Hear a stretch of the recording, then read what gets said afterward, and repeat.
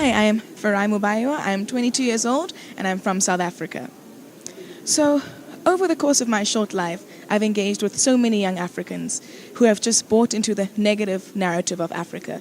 They've bought into this idea of Africa being poor, of Africa being corrupt, of Africa not having much to offer the world. And my question is always then, how can Africa matter to the rest of the world if Africa does not matter to Africans? And then how do we change that? I am the founder of an organization called Africa Matters, and we are a youth-led organization that is committed to changing the narrative of Africa by reshaping the way we think about our continent and also by leading in all spaces. So the question then becomes, this sounds great, but how do we do that? Well, Africa Matters has got 4 platforms in which we change the narrative. The first one is through workshops. We host workshops across Southern Africa so far, looking at African leadership and African feminisms, which are very important to our continent.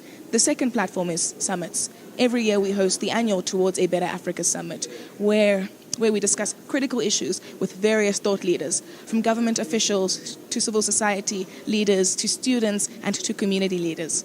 The third platform that we host is motivational talks at schools. Africa has got the youngest population in the world, and it is important that we as young people can motivate one another to change the continent now. We can't wait until we reach a certain age before we effect change. We have to do it now, because that is what our continent needs. So our youth empowerment-based workshops at schools and the motivational talks really cultivate that change in young people.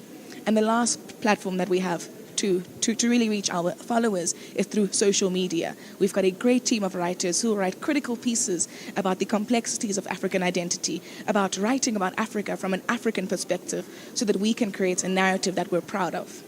So how do we sustain our operations? Well, Africa Matters was self-funded for a long time, and then eventually we started to charge a lot of our course participants, and now we're looking for funding. So if you are interested in helping us and an organization change the narrative of Africa, then please do invest in us.